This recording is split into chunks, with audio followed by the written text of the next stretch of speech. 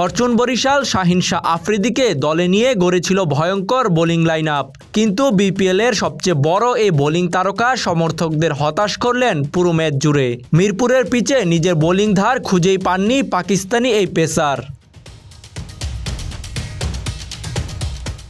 টসে জিতে ক্যাপ্টেন তামিম ইকবাল প্রথমেই বল তুলে দেন শাহিন শাহ আফ্রিদির হাতে। বোলিংয়ে এসে লাইন লেংথ খুঁজে পেতেই যেন হিমশিম খাচ্ছিলেন এই পাকিস্তানি ঈগল। প্রতিপক্ষের হারিস, আনামুল বিজয় এবং ইয়াসির রাব্বিরা খুব সহজেই তার বলকে করেছেন বাউন্ডারি ছাড়া।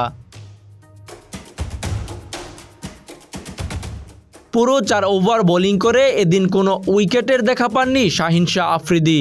উল্টো 8.25 গড়ে দিয়েছেন 33 রান।